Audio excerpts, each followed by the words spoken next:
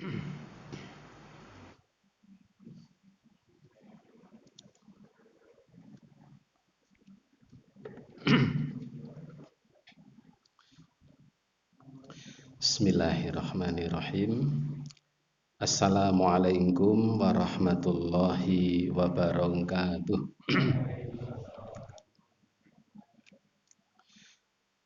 Alhamdulillahirabbil alamin.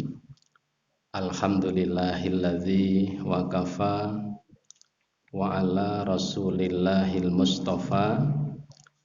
Asyhadu an la ilaha illallah wahdahu la syarikalah wa asyhadu anna Muhammadan abduhu wa rasuluh.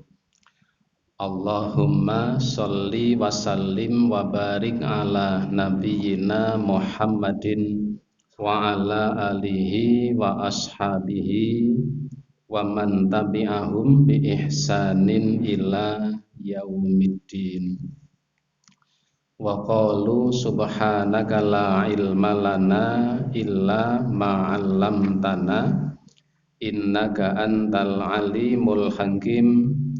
Allahumma anfa'ni bima 'allamtani wa 'allimni ma yanfa'uni warzuqni ilman yanfa'uni. Ibu bapak sekalian, para jamaah yang mudah-mudahan dirahmati oleh Allah Ta'ala, alhamdulillah, marilah senantiasa kita haturkan rasa syukur kita kehadirat Allah Subhanahu wa Ta'ala, karena pada malam hari ini Allah Ta'ala senantiasa berkenan melimpahkan bermacam nikmat dan rahmatnya kepada kita semuanya, sehingga pada malam hari ini alhamdulillah kita bisa melaksanakan sholat maghrib dengan berjamaah. Mudah-mudahan ibadah sholat maghrib kita diterima oleh Allah Subhanahu wa Ta'ala, yang kemudian kita lanjutkan dengan kajian kita ini. Salat dan salam tidak lupa semoga tercurah atas Nabi Yuna Muhammad sallallahu alaihi wa alihi wasallam, yang semoga terlimpah pula kepada seluruh keluarganya, kepada semua umatnya yang senantiasa istiqomah dengan dinullah ini sampai datangnya hari kiamat kelak. Ibu bapak sekalian, para jamaah rahimakumullah, pada kesempatan satu minggu yang telah lalu kita sampaikan bahwa kita diciptakan oleh Allah Subhanahu wa Ta'ala. Tentunya Allah menciptakan itu tidak begitu saja diciptakan, tetapi Allah Ta'ala memiliki suatu tujuan.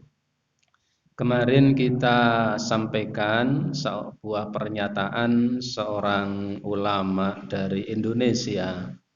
Beliau yang sering kita kenal dengan sebutan Buya Hamka. Nama panjangnya Haji Amir Malik Karim Amrullah. Beliau ini ulama harismatik, belajar otodidak luar biasa, mendapatkan gelar Doktor Honoris Causa dari Al-Azhar University Mesir, kemudian mendapatkan gelar kehormatan Profesor Guru Besar dari sebuah perguruan tinggi di Jakarta. Satu kalimat yang sangat menggelitik. Beliau mengatakan begini: kalau hidup itu sekedar hidup, maka babi di hutan juga bisa hidup. Kalau bekerja itu hanya asal bekerja, maka kera pun juga bekerja. Ibu bapak, kalimat ini sangat menggelitik, sangat menyakitkan barangkali, tetapi itulah manusia, penuh dengan pembelajaran-pembelajaran. Beliau mengatakan ya tadi, kalau hidup itu sekedar hidup, bahasa Jawanya napa? Ora gumun. Kayak babi wae iso urip, itu kata beliau. Nyambet gawe niku nek sing penting nyambet gawe, ketek wae iso nyambut gawe. Artinya apa? Jamaah rahimakumullah, ketika seseorang itu hidup tentunya harus berbeda dengan bangsa binatang. Ada 3 hal yang perlu kita ingat. Seseorang itu atau kita sebagai manusia hidup itu pertama tentu punya alasan kenapa kita hidup, agar kita berbeda dengan bangsa binatang. Alasan kenapa kita hidup. Yang kedua adalah ada aturan bagaimana kita hidup, tidak asal yang penting hidup. Dan yang ketiga adalah ada tujuan untuk apa kita hidup. Ini 3 hal ini harus menjadi sebuah renungan bagi kita semua. Artinya ketika kita hidup di dunia ini, kita punya alasan kenapa kita hidup, kita punya aturan cara bagaimana kita hidup, dan kita pun juga punya tujuan untuk apa kita hidup. 3 perkara ini masing-masing kita, karena itu adalah pertanyaan kita untuk diri kita, maka 3 perkara itu harus kita jawab tuntas sebagai sebuah cara menghilangkan kegalauan kita. Alasan kenapa kita hidup, cara bagaimana kita hidup, dan tujuan untuk apa kita hidup. Bekerja juga demikian. Ibu bapak rahimakumullah, ya, beliau juga mengatakan kalau kerja itu hanya sekedar kerja, maka kera pun juga bekerja. Artinya apa? Ketika seseorang itu bekerja, maka 3 hal juga yang harus kita perhatikan. Yang pertama adalah ya, alasan kenapa bekerja. Ini harus terjawab juga.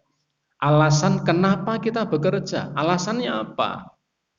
Yang kedua, bagaimana kita bekerja? Ini juga harus terjawab. Ya, harus terjawab juga. Yang ketiga, untuk apa bekerja?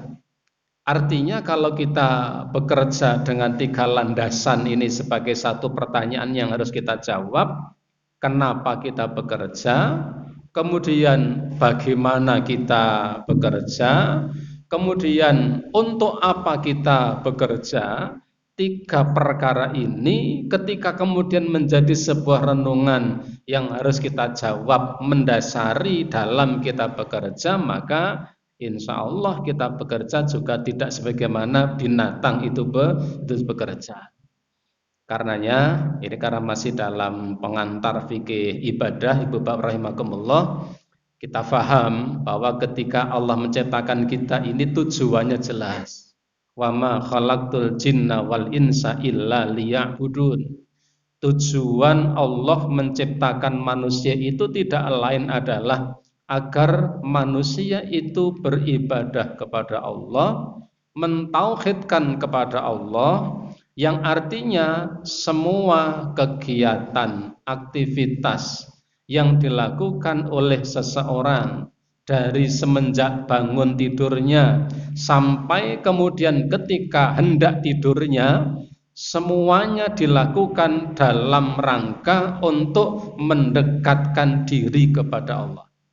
Sehingga ketika diniatkan untuk mendekatkan diri kepada Allah, maka dari semenjak bangun tidurnya sampai kemudian berangkat tidurnya, bahkan tidurnya pun juga bernilai ibadah.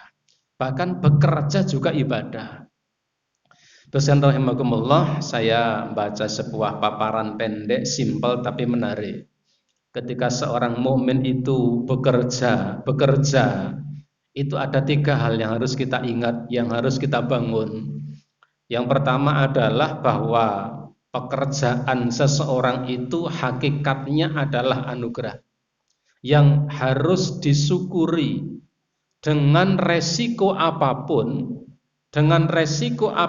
dari pekerjaan yang Allah amanatkan kepadanya, asal pekerjaan itu halal, hakikatnya pekerjaan itu adalah sebuah anugerah, apapun pekerjaan itu.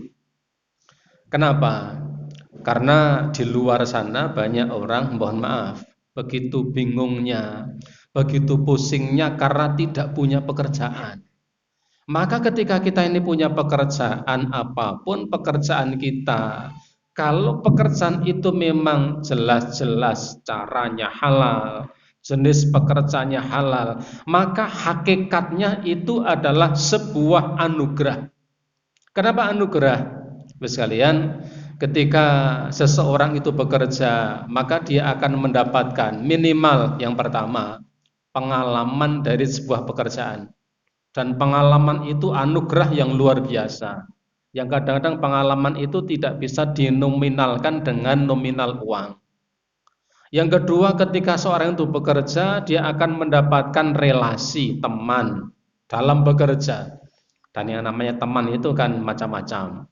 Ada teman yang ngomongnya oke, ya. Ada teman yang ngomongi sidik tapi nyelekit, kan begitu, ya. Dan teman itu macam-macam, ya. Tetapi kita ingat ada satu doa agar kita dijauhkan dari khalilin makirin, teman yang makirin. Makirin itu kalau bahasa Jawanya teman yang ruwet, tur seneng ngeruwet, begitu. Teman yang ruwet seneng ruwet. Ada doa dari seorang ulama zaman tabi'in, ya, dan saya sering membaca doa itu. Allahumma inni a'udzubika min jarisu wa min zaujin tusayyibuni qoblal masyibi wa min waladin yakunu alayya riban wa min malin yakunu alayya adzaban wa min khalilin makirin ainahu tarani wa qalbu yar'ani in ra'a hasanatun dafanaha wa in ra'a sayyatun adza'aha. Ini doa, saya sering membaca ini. Ini bukan doa dari Nabi. Bukan doa dari Nabi, tapi kandungannya ini terkait dengan kehidupan kita. Kita itu hidup terpengaruh dengan 5 lini bahagia dan tidaknya. Yang pertama itu adalah, ya, yang pertama itu, ya, tetangga. Allahumma inni a'udzubika min jarisu. Manusia itu bahagia dan tidaknya itu terpengaruh 5 hal. Yang pertama itu tetangga. Yang kedua itu pasangan hidup, yang ketiga itu adalah harta, yang keempat itu anak, yang kelima itu teman. Maka dulu, ya, ada ulama salafus saleh, saya lupa namanya, Imam Al-Maqrizi atau saya lupa namanya.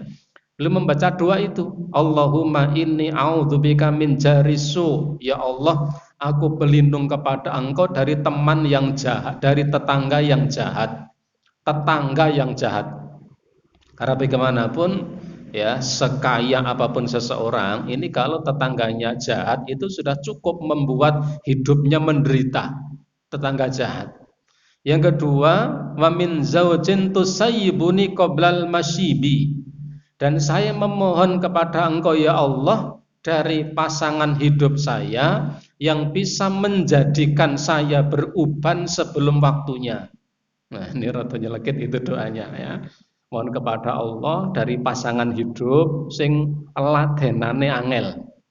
Yang kadang seseorang itu menjadi beruban sebelum waktunya gara-gara garwane angel itu.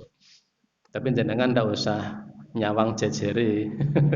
Jejere disawang ki metu uwane berarti bojone angel, ndak itu, ya.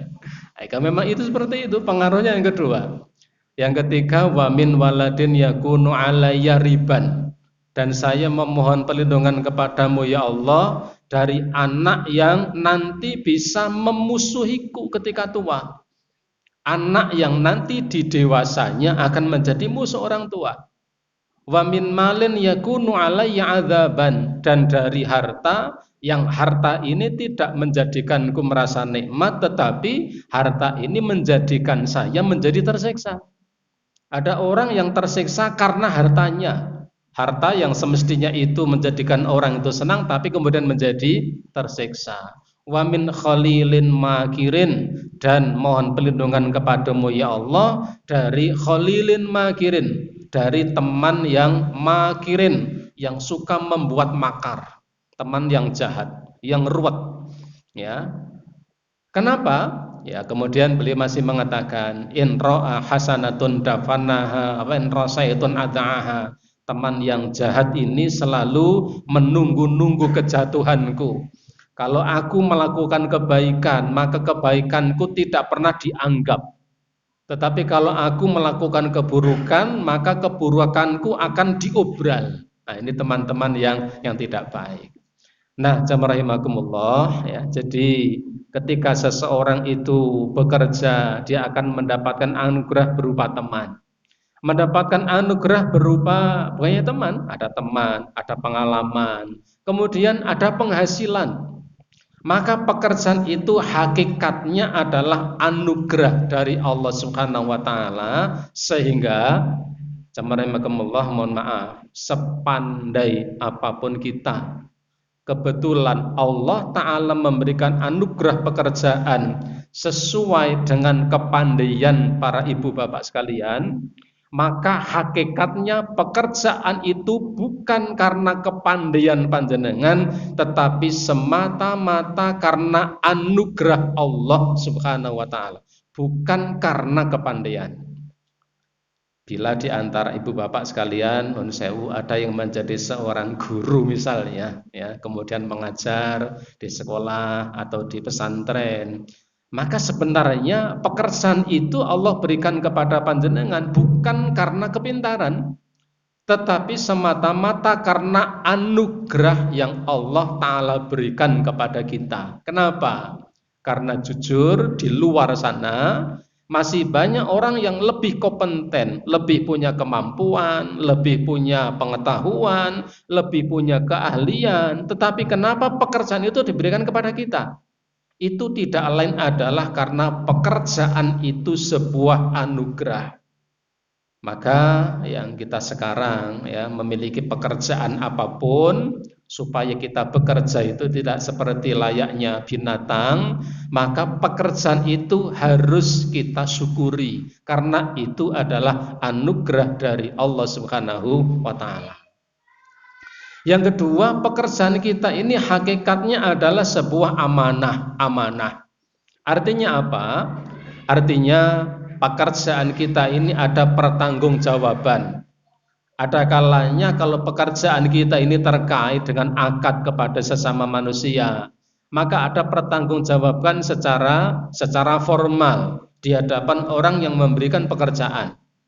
Tetapi seandainya toh itu bisa disiasati, ya, maka seseorang itu tidak akan mungkin bisa menghindar dari tanggung jawab di hadapan Allah Subhanahu wa taala.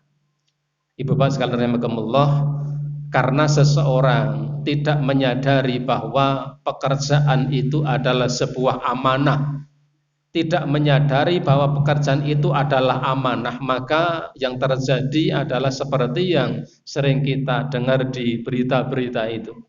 Karena apa? Ketika seseorang tidak menyadari bahwa pekerjaan itu hakikatnya adalah sebuah amanah, maka standarnya adalah hadapan manusia.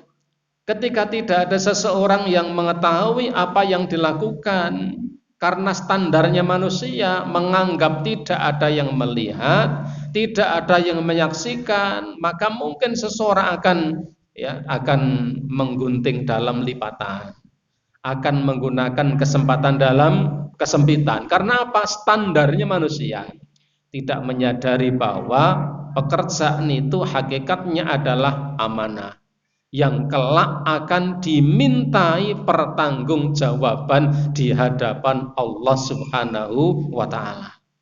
Karena itulah Rasulullah sallallahu alaihi wasallam pernah dalam salah sebuah hadis, ya, Rasulullah mengatakan kepada para sahabat, la'alamanna aqwamun min ummati ya'tuna yaumal qiyamati bihasanatin amthali jibalin tihamatin bidon. Itu dalam riwayat Ibnu Majah.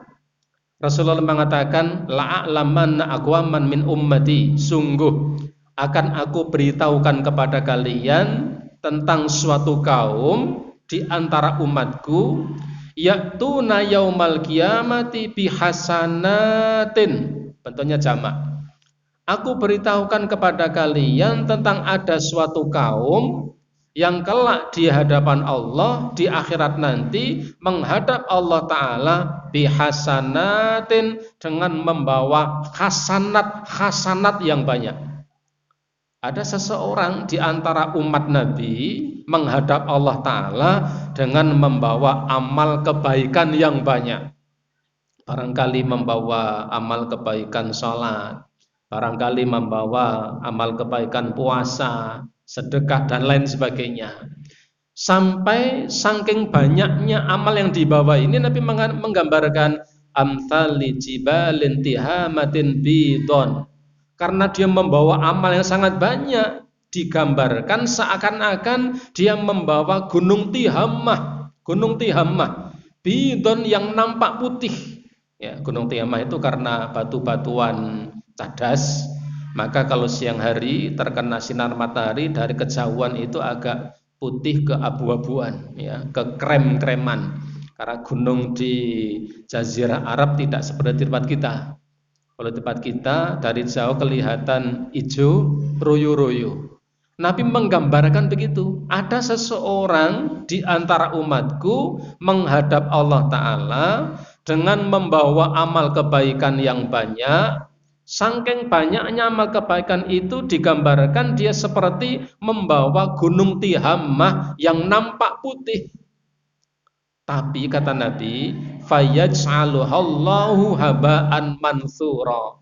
Tetapi ketika ia sudah menghadap kehadirat Allah Ta'ala, mendadak amal yang ia bawa yang banyaknya sebanyak gunung Tihamah itu, Nabi mengatakan fayaj'aluhallahu haba'an mansura. Lalu Allah menjadikan amal itu musnah, lenyap, haba'an mansura, bagai debu yang beterbangan, habis tanpa bekas. Seseorang menghadap Allah membawa amal kebaikan yang banyak, tetapi sampai di hadapan Allah amal yang banyak, yang sebanyak gunung Tihamah itu dihancur leburkan oleh Allah, haba'an mansura, bagi debu yang beterbangan, habis tanpa bekas. Ini gambaran sebuah akhir yang sangat menyedihkan, akhir yang tragis. Ketika Nabi mengatakan seperti ini, hampir sahabat yang mendengar tidak ada seorang pun yang merasa nyaman. Hampir mereka merasa khawatir.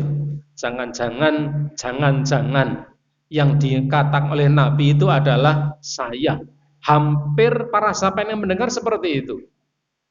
Maka ada seorang sahabat yang bernama Thauban.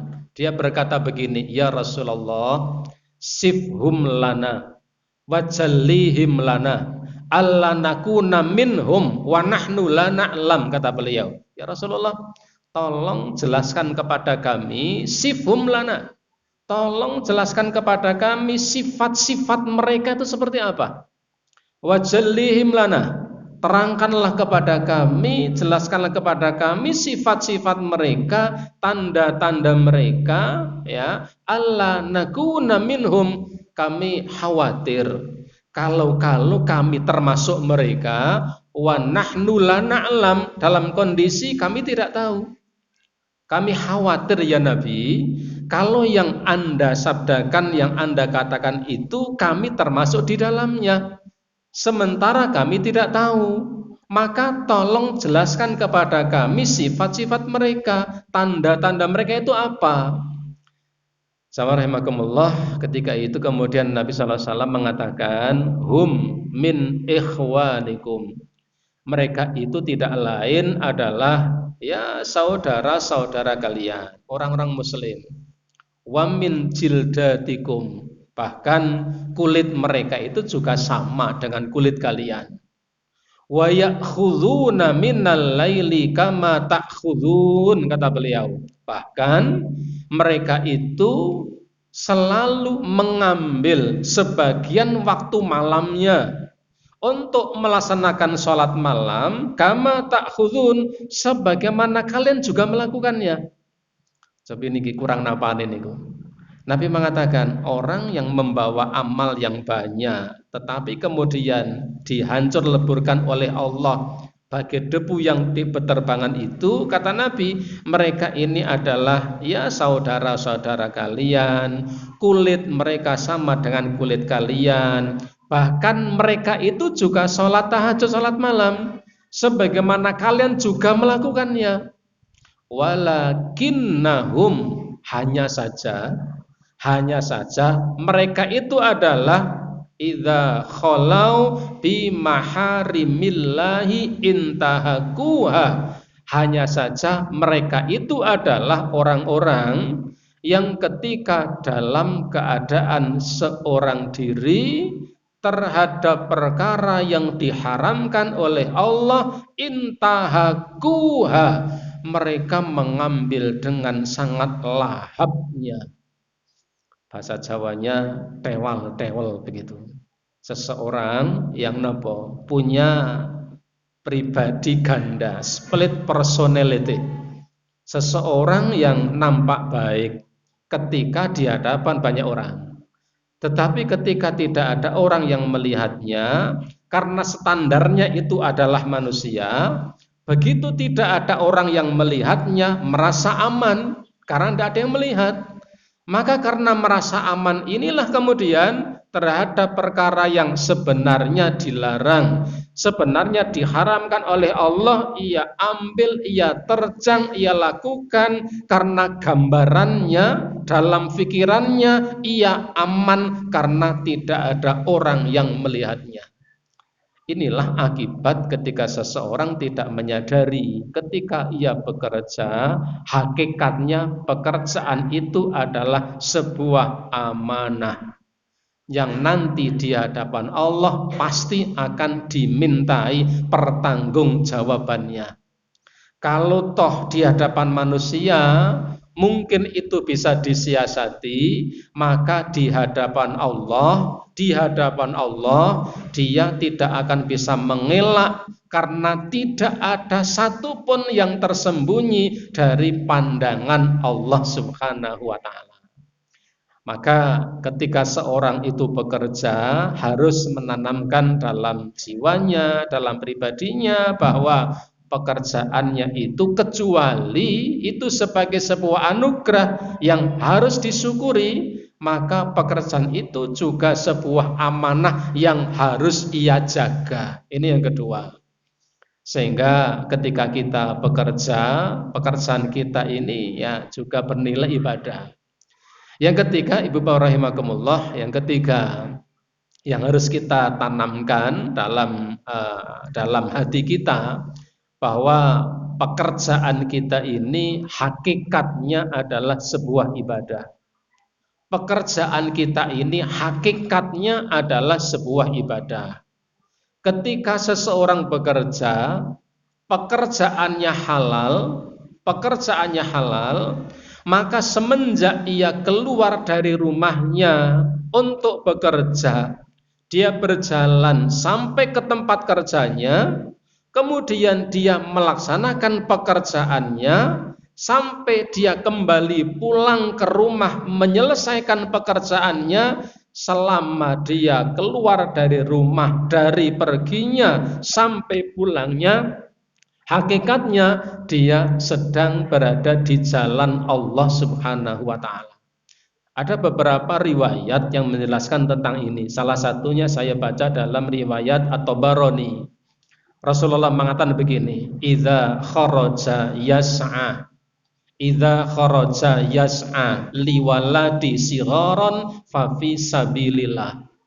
Ketika ada seseorang bekerja keluar dari rumahnya, dia bekerja niatnya demi menafkahi anaknya yang kecil-kecil dan juga banyak, maka ketika dia bekerja hakikatnya dia sedang berada di jalan Allah. Semenjak keluar dari rumahnya menuju ke tempat kerjanya, dia melakukan pekerjaannya sampai selesai, sampai kembali pulang, Niat bekerjanya itu untuk menafkahi anaknya yang barangkali kecil-kecil dan masih banyak. Maka selama dia bekerja, hakikatnya selama itu pula dia sedang berada di jalan Allah. Nafkahi anak-anak yang kecil dan banyak. Saya itu nikah tahun 2000 ya, anak saya 3. Saya punya kawan nikah tahun sama, tahun 2000. Putrane pun sedoso ya. Jadi kadah terundak-terundak ngoten. Anaknya 10. Jan rame niko ya. Dia bilang begini ke saya, Pak Agus, kalau anak saya itu tidak pernah ada masalah dengan makanan, apapun enak ya. Ibunya nek goreng bakwan ora pernah sampai adem ya. Bolak-balik bet itu karena saya lahapnya. Anaknya kecil-kecil dan banyak 10. Anaknya 10. 10 itu juga belum banyak. Karena saya pernah punya kawan di daerah Kediri, Sambat sebelah selatan itu anaknya 24. Nggih, putrane 24. Tahun 97. Putrane kawan likur. Ning garwane segini. Itu. Jadi istrinya 4, anaknya 24. Ibu sekalian, tahun 98 saya silaturahim ke beliau, saya pulang. Saya naik bis Sumber Kencono waktu itu. Sepanjang perjalanan saya seret nelan ludah itu. Kenapa? 24 anak itu yang 23 hafid dan hafidah 30 juz. Yang 23, yang satu belum selesai. Mongko puterane 24 niku. Saya pernah punya tetangga di Keranggan itu anak iming seteleng Iqra jilid loro wae ra iso maca. Gitu. Sing kebangetan di sing nah, jadi orang bekerja itu sebenarnya pekerjaannya halal, dia merasa itu adalah amanah dan anugerah untuk memenuhi kebutuhan anak-anaknya, maka hakikatnya ketika dia bekerja dia sedang berada di jalan Allah. Wa in kharaja yas'a li abawaini syaikhaini kabiraini fa fi sabilillah. Ketika seseorang bekerja demi memenuhi kebutuhan kedua orang tuanya yang sudah lanjut, sudah sepuh, sudah tidak mampu lagi untuk bekerja, kemudian kita bekerja untuk memenuhi kebutuhan mereka, maka ketika kita bekerja, pekerjaan itu halal, kita syukuri hasil pekerjaannya, kita jaga pekerjaan itu sebagai amanah, maka ketika kita bekerja hakikatnya sedang berada di jalan Allah Ta'ala. Itu kata Nabi. Wa in kharaja yas'a li ahlihi fa fi sabilillah. Ketika seorang itu bekerja demi memenuhi kebutuhan keluarganya, maka hakikatnya dia sedang berada di jalan Allah. Tapi ada tapinya terakhir, wa in kana kharaja yas'a litafakhuran wa takatsuran fa fi sabilis syayatin. Tetapi ketika seseorang itu bekerja, pekerjaannya itu orientasinya adalah litakatsuran, hanya untuk memperbanyak harta. Hanya niatnya men bondone akeh, tumpuk men gayeng. Wa tafakhuron, dan hanya untuk tafakhur, lifestyle. Jadi kalau sarungnya tidak bermerek, wah tidak mau ya. Kalau bajunya tidak ada mereknya, tidak mau. Bekerjanya niatnya hanya untuk itu, untuk gengsi-gengsian, untuk lifestyle, untuk pamor. Maka kata Nabi, fafi sabilis syayatin, ketika ia bekerja hakikatnya sedang berada di jalannya syaitan. Ini pentingnya sekalian, kita bekerja itu tidak asal bekerja. Kita hidup tidak asal hidup. Bekerja pun tidak asal bekerja.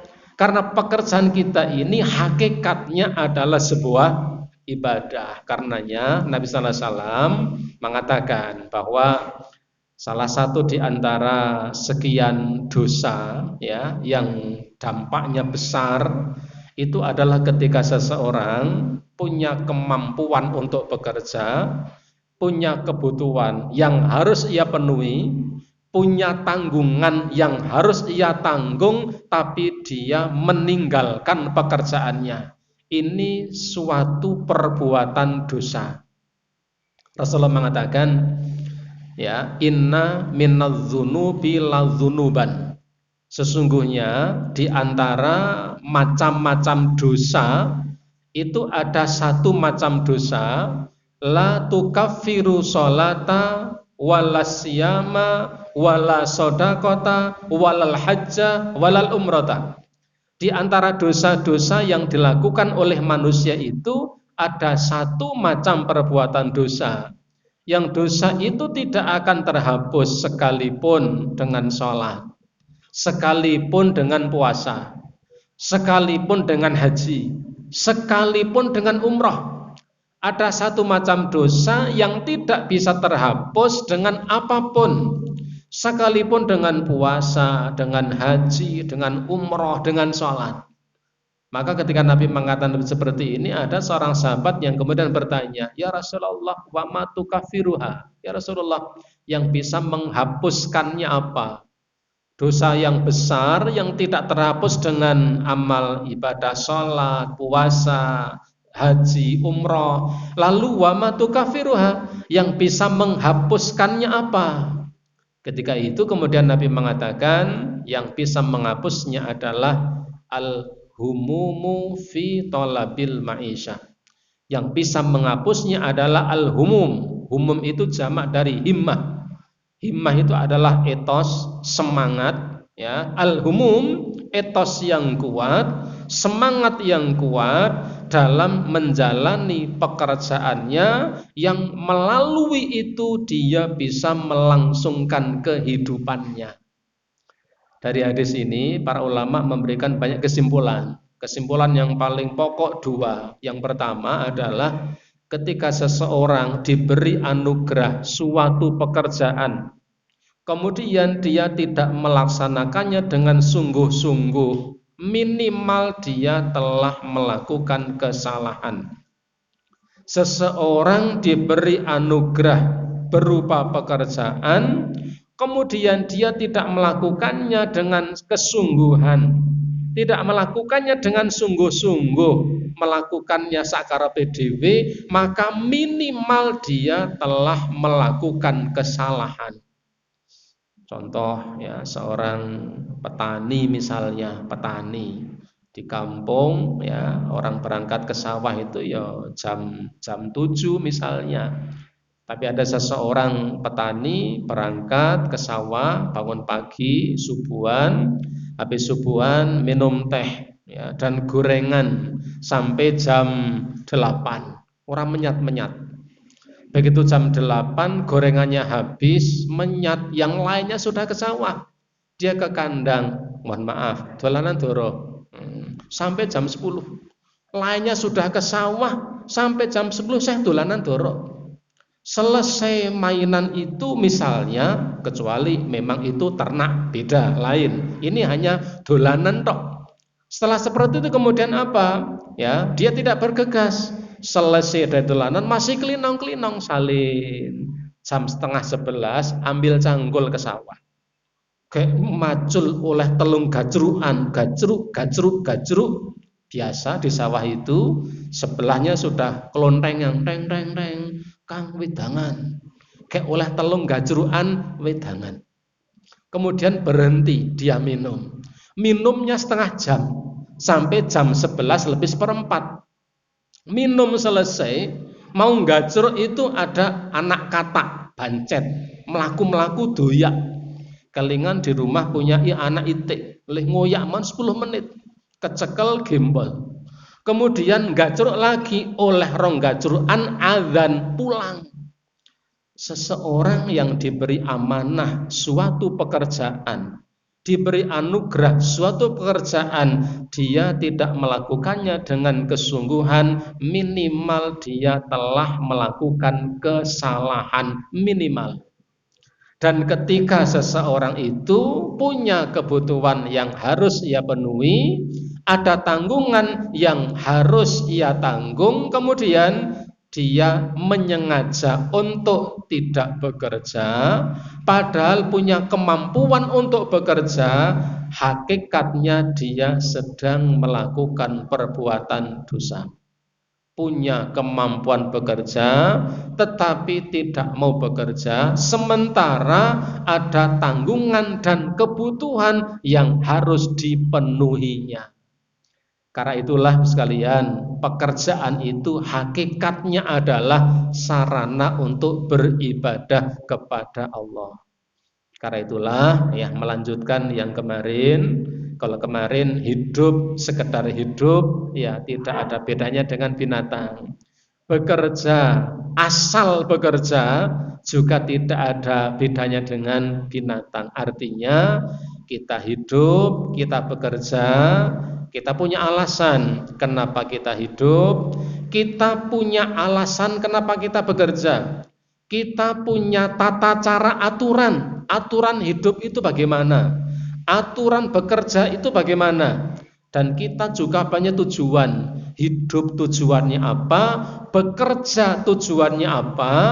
Dengan seperti ini kita berharap hidup kita, bekerjanya kita ada nilai ibadahnya di sisi Allah Subhanahu wa ta'ala. Karena itulah sekalian, mudah-mudahan Allah Ta'ala mengizinkan ke depan kita ya akan mengkaji tentang fikih ibadah, terkait persoalan-persoalan ibadah, fikih ibadah. Fikih itu secara bahasa, secara lughah, fikih itu maknanya adalah pemahaman. Fikih itu pemahaman. Adapun secara istilah, fikih ini adalah ya seperangkat ilmu, ya seperangkat ilmu yang digunakan untuk mengkaji hukum-hukum syariat yang berkaitan dengan amaliyah. Ilmu yang mengkaji tentang hukum-hukum syariat yang berkaitan dengan amaliyah manusia, ya, berkaitan dengan amaliyah yang memang diambil dari dalil-dalil yang sahih, yang rinci dan bisa dipertanggungjawabkan. Itu adalah fikih dalam pengertian istilah. Maka nanti kita akan berupaya untuk mengkaji tentang fikih ibadah. Misalnya fikih itu ada fikih ibadah, ada fikih muamalah, ya, dan fikih itu ilmu untuk mengkaji hukum syariat berkaitan dengan amaliyah manusia. Sehingga sumbernya jelas. Yang pertama adalah Al-Quran, yang kedua adalah As-Sunnah, yang ketiga adalah beberapa kesepakatan para sahabat. Ada ijma' sahabi, ada ijma' para sahabat, ada ijma'nya para tabi'in dan seterusnya, dan juga ada qiyas yang sering dipakai oleh para ulama. Nah, saya ke depan insya Allah yang akan saya pakai untuk kajian ini adalah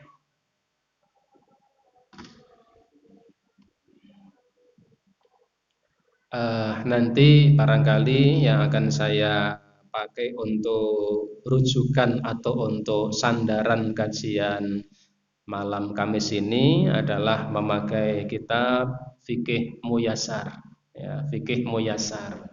Muyasar itu artinya gamping. Jadi fikih, ya, fikih itu sebenarnya berat pengkajiannya. Kita pilih yang paling simpel, yaitu Fikih Muyasar. Fikih Muyasar itu kajian tentang hukum-hukum syar'i terkait dengan amaliyah dengan metode yang mudah dan praktis. Fikih ini ditulis oleh beberapa ulama dari Timur Tengah. Kemudian sisi kelebihannya memang fikih ini praktis, ya. Kemudian pengkajiannya sangat sistematis, kemudian didasari dengan akurasi dalil yang bisa dipertanggungjawabkan, minimal bisa dijadikan sebagai dasar, sarana, landasan, pijakan di dalam kita beribadah kepada Allah Subhanahu wa taala. Mudah-mudahan nanti kita bisa mengkajinya tidak usah sepaneng ya, yang santai saja. Ada persoalan nanti bisa ditanyakan ya, harapannya kita bersama untuk mengkaji, menelaah. Harapannya dengan pemahaman yang benar ini adalah kita menjadi orang-orang yang soleh dengan beberapa indikasi yang paling pokok. Yang pertama adalah benarnya kita dalam beribadah kepada Allah. Yang kedua, kokohnya kita dalam berakidah dengan akidah yang benar. Dan yang ketiga, itu dibuktikan dengan akhlak kita dalam keseharian dengan akhlak yang baik. Harapannya dengan pengkajian itu nanti akidah kita benar, minimal ibadah kita dilandasi dengan dasar-dasar yang sahih, yang bisa dipertanggungjawabkan, sehingga nanti kita bisa berakhlak dengan akhlak yang baik. Karena akhlak yang utama ini termasuk tujuan diutusnya Nabi Shallallahu Alaihi Wasallam. Barangkali kalau di antara ibu bapak ada yang mau beli, monggo silahkan cari. Kalau tidak ada, nanti saya upayakan untuk bisa pakai slide supaya kita mengkaji. Ibu bapak juga bisa melihat dengan seksama bersama-sama. Mudah-mudahan itu bisa terlaksana. Harapannya ya, mudah-mudahan dimudahkan oleh Allah sehingga tadi kita sampaikan, kita punya landasan yang benar di dalam kita beribadah kepada Allah. Minimal yang kita lakukan itu kita tahu alasan dan dasarnya. Minimal itu. Kita tidak akan sampai melakukan justifikasi pada orang lain salah, enggak.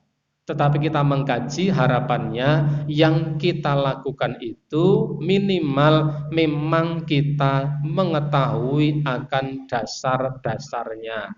Awal kita sampaikan, kita hidup itu harus tahu alasan kenapa kita hidup. Kita beribadah nanti juga begitu, kita tahu alasan kenapa saya melakukan ini, kenapa saya melakukan ini, minimal kita tahu akan alasan. Ibu bapak rahimakumullah, barangkali itu yang bisa kami sampaikan pada pengantar malam hari ini, pengantar yang kedua ya. Mudah-mudahan minggu depan sudah bisa kita mulai, mudah-mudahan bermanfaat. Dan oke, gimana? Titipan dari jamaah itu sumber doa yang sangat masuk alhamdulillah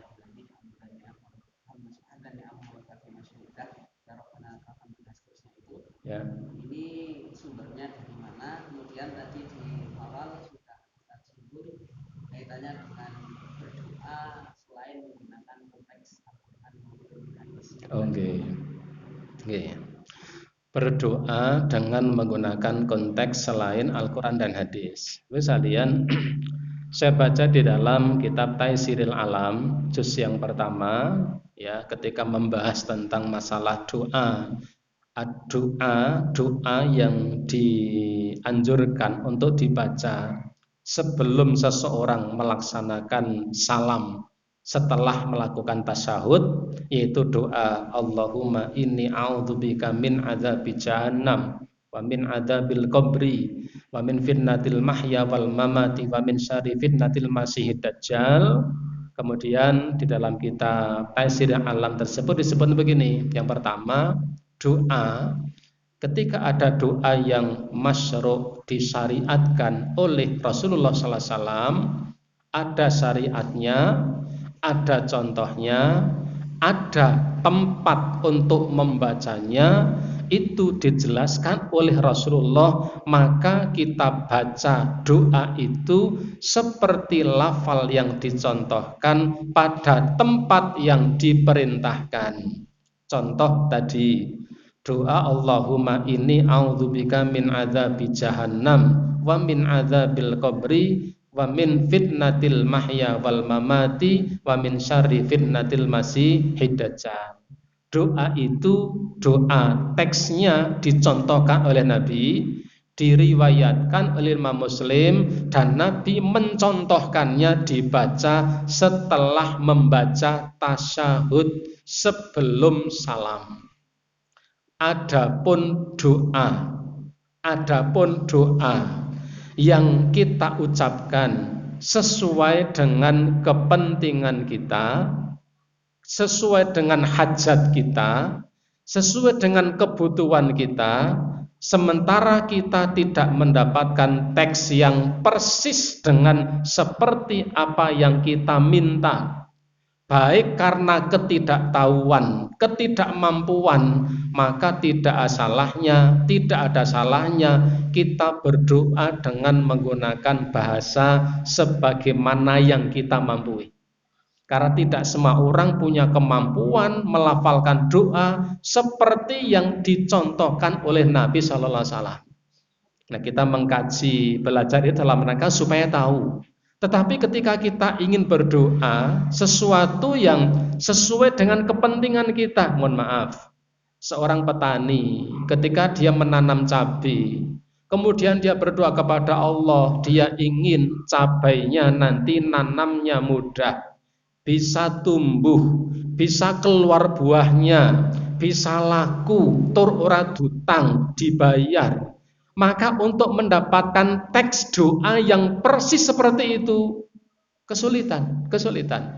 Maka kita boleh memohon kepada Allah apa yang kita inginkan sesuai dengan keinginan kita, sebagaimana bahasa kita. Itu ketika kita memohon kepada Allah terkait apa yang kita inginkan dan kita tidak mendapatkan teks doa seperti yang kita inginkan sebagaimana dicontohkan oleh Nabi Shallallahu Alaihi Wasallam. Tetapi kalau ada satu doa yang memang telah Nabi contohkan, telah Nabi jelaskan tentang lafalnya, tentang tempatnya di mana membacanya, kapan membacanya, maka berpegang mengikuti contoh dari Nabi, maka itu adalah aslam, lebih selamat dan lebih baik. Tetapi saya yakin ibu-ibu sekalian, di antara kita ada yang sudah punya doa seperti contoh dari Nabi, tetapi di antara kita kadang-kadang punya keinginan-keinginan yang barangkali memang kalau melafalkan dengan doa tidak ada teksnya, maka kita boleh meminta kepada Allah dengan bahasa yang kita inginkan, dan itu tidak salah dan itu tidak dilarang. Seseorang ketika akan ujian, dia tidak tahu lafal doa seperti yang dicontohkan Nabi, bukan hal yang terlarang dia memohon kepada Allah dimudahkan dalam ujiannya dengan menggunakan bahasa yang dimampui. Tetapi ketika kemudian mendapatkan pengetahuan tentang doa-doa, misalnya Allahumma la sahla illa ma ja'altahu sahla, Allahumma la sahla illa, apa itu lafalnya? Allahumma la sahla illa ma ja'altahu sahla wa anta taj'alul hazna idza syi'ta sahla. Ketika sudah tahu doa akan itu, kita lafalkan. Tetapi bukan berarti yang belum tahu doa itu tidak boleh melafalkan doa sama sekali. Karena Allah Ta'ala tidak akan membebani manusia kecuali dengan sesuai dengan kemampuannya. Wallahu alam. Yang teks tadi saya perlu buka-buka lagi ya, dibelah hafal di riwayat apa. Sama satu lagi merubah dhamir nahnu menjadi ana dalam konteks dhamir nahnu menjadi ana dalam konteks begitu. Sebenarnya itu pendekatan bahasa saja. Jadi begini, kembali pada lafal tadi.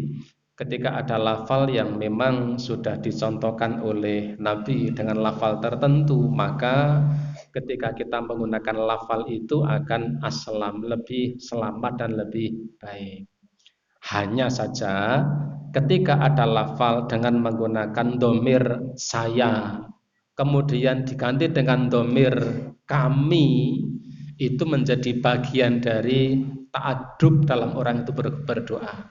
Bukan saya tetapi kami. Robbi menjadi Robbana. Kalau Robbi Tuhanku, kalau Robbana Tuhan kami. Akti berilah kami, aktina berikan, akti berikan saya, aktini berilah saya, aktina berikan kami. Secara umum itu hanya sebagai pengganti dari nahnu kami atau saya, tetapi ketika ada lafal yang memang sudah jelas contoh dari Nabi, maka kita menggunakan lafal sebagaimana contoh itu lebih selamat daripada kita merubahnya dalam kondisi kita tidak tahu akan bahasanya. Barangkali itu menjadi satu hal yang dibolehkan ketika seseorang mengetahui maknanya dan dia konsisten ketika merubah itu, sehingga lafal-lafal yang dirubah, lafal yang juga menjadi perubahan. Tetapi itu hanya yang punya kemampuan dalam bahasa. Bagi kita semua yang memang karena orang Indonesia, orang Jawa yang barangkali tidak punya pengetahuan mulah malehke ya lafal seperti itu, jalan yang paling selamat praktis adalah melafalkan seperti pada teks yang dicontohkan oleh Nabi Shallallahu Alaihi Wasallam. Ibu bapak, barangkali itu yang bisa kami sampaikan. Mudah-mudahan manfaat dan semoga di pertemuan yang akan datang sudah bisa kita mulai untuk mengkaji fikih muyasar ya. Artinya ketika nanti di antara ibu bapak ada yang ditanya, ada yang bertanya, ngaji apa toh? Ngaji kitab fikih muyasar. Kaya ngopo? Wacanan dhewe. Nah, itu barangkali sehingga tidak menimbulkan praduga yang tidak. Demikian, semoga bermanfaat. Saya cukupkan dengan subhanakallahumma wa bihamdika asyhadu an la ilaha illa anta astaghfiruka wa atubu ilaik. Assalamualaikum warahmatullahi wabarakatuh.